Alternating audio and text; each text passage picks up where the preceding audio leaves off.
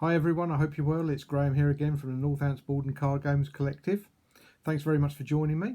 I just thought I'd take a few minutes today to share my thoughts and a look inside the box for this product.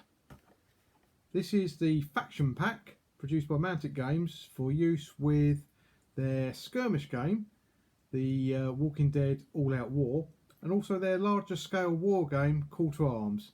Now just a quick heads up, I'm not going to be talking about the Call to Arms stuff so much, just simply because it's not a game that I play, and playing The Walking Dead on a larger sort of war game scale doesn't really appeal to me. I think it works much better as a skirmish game, but that's taking nothing away from the game. That's just my personal thoughts on it. So first of all, a little look inside the box to see what we're going to get. We actually have all the figures here laid out, and I'll show you those first, and then the cards that you get with them, and talk about maybe the special rules and the equipment that you get with the pack for you. So obviously, first of all, let's have a look at the figure. The first one that I think deserves looking at is here. This is obviously Negan, the leader of the Saviours, the infamous Negan. It's a nice sculpt. Again, all of these are in Mantic's sort of hard plastic. I know some of the later releases have been in resin, but these are all in hard plastic. A nice pose showing Negan standing here raising Lucille, the weapon of choice for Negan, up in the air. Again, nice and clean, interesting looking sculpt, and I think certainly from a distance on the table that one's going to be easy to spot. So there we have Negan for you. Okay, you can have a look at him. So I think I was quite pleased with that. It's a pretty cool figure. We also have the next sort of characters that are in the box are described as lieutenants. So they're all sort of Negan's main people in the Saviours. So people in positions of trust within the Saviours faction.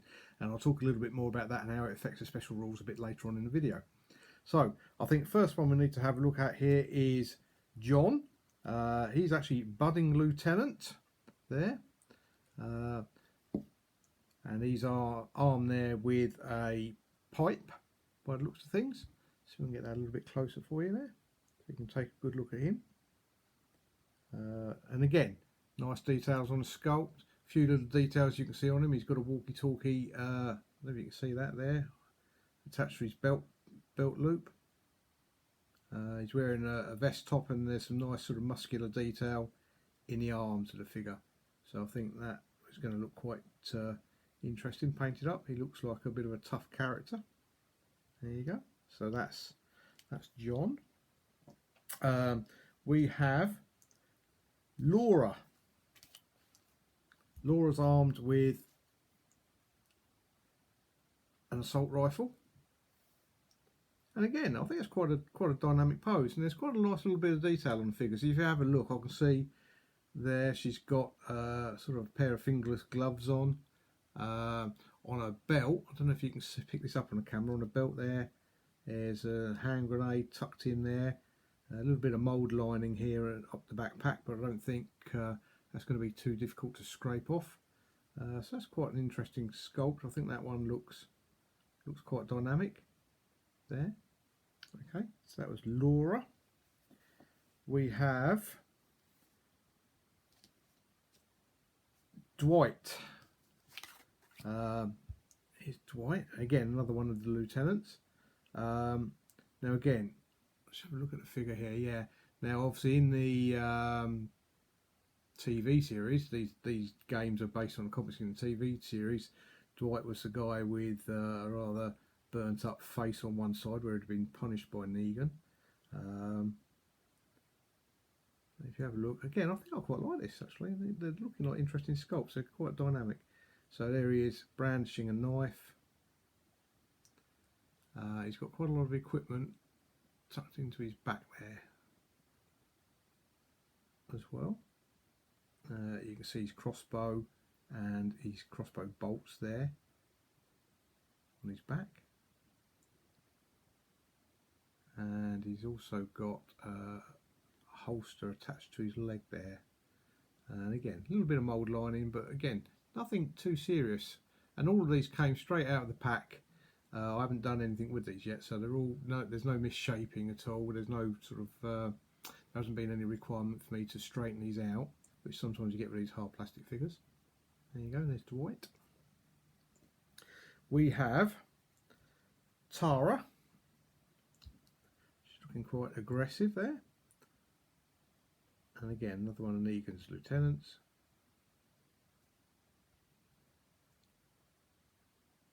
I think she needs a belt by the looks of those trousers. If you have a look there, looks like her trousers are slipping down to reveal a bit of top button knickers.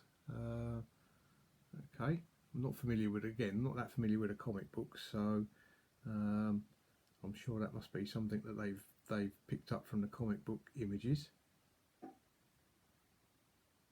Okay, there's Tara. And finally, Sherry. There.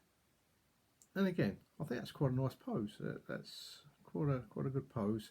She's looking like she's ready to fight, and the gun's kind of just coming up to be brought on a walker or another survivor. And again, I think I'm looking forward to painting that up. Okay, there's Sherry. So let's have a look at the cards. So first of all, the first thing to mention is that the pack comes with all the character cards you need to play All Out War, the skirmish version, and also all the cards you need for Call to Arms. Again, I'm not familiar with this, so I'm not going to be looking at the Call to Arms stuff, only the way it kind of integrates with the All Out War.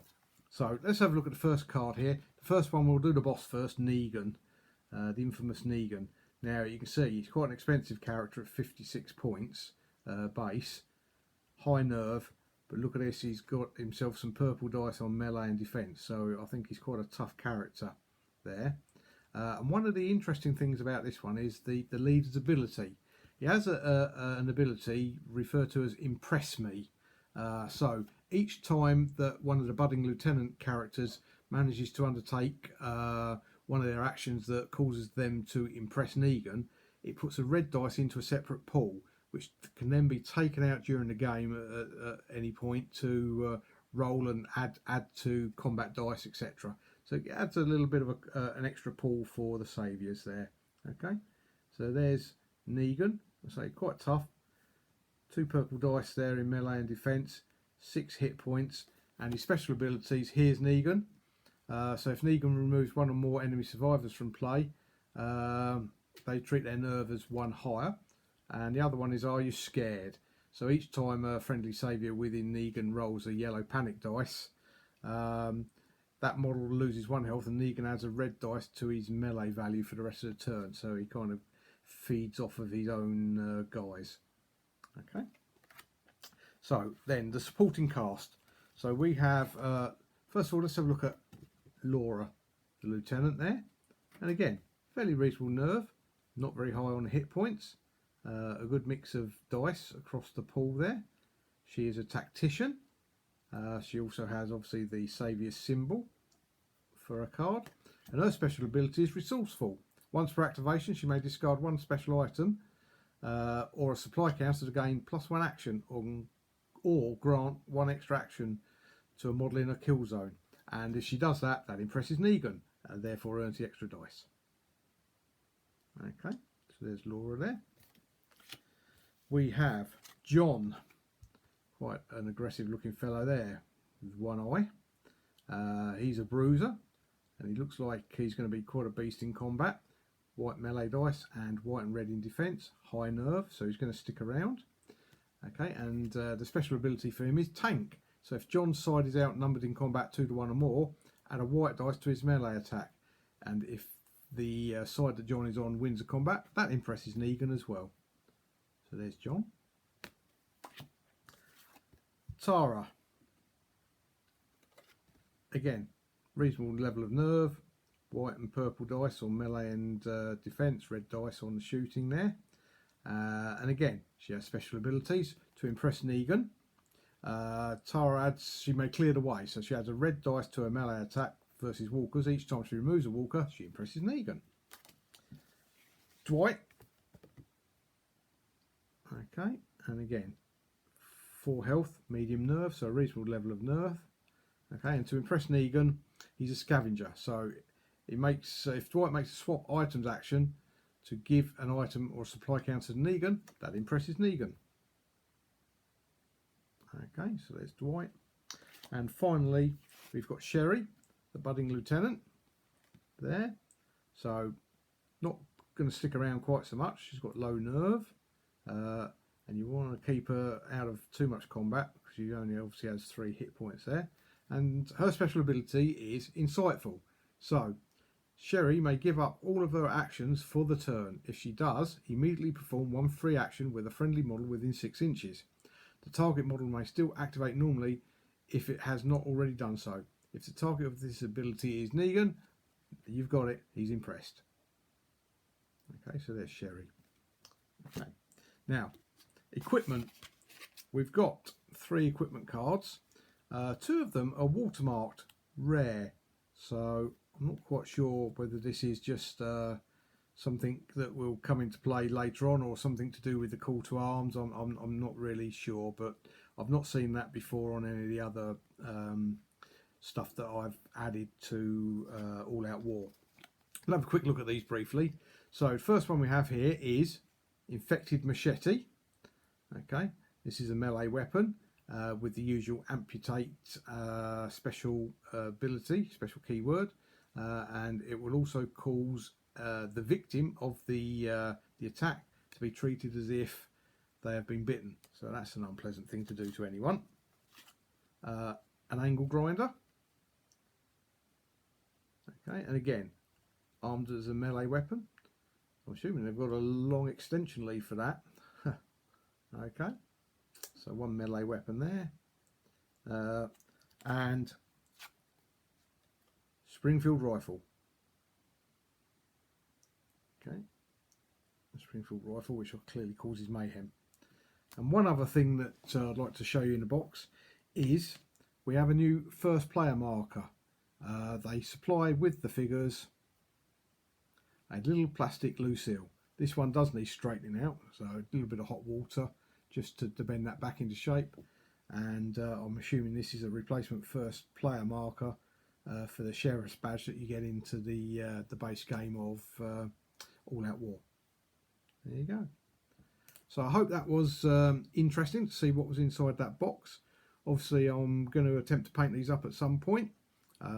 Keep an eye out on the Northants Board and Card Gamers Collective Facebook page. I'll perhaps pop the pictures up on there so you can have a look at them. Or obviously also check out my own personal website, which is www.tabletopheroes.moonfruit.com, and I'll probably try and get a post up on there as well, or a picture up on there for you to have a look at. Okay, I hope to speak to you soon and see you at a gaming event. So until later, take care. Thank you.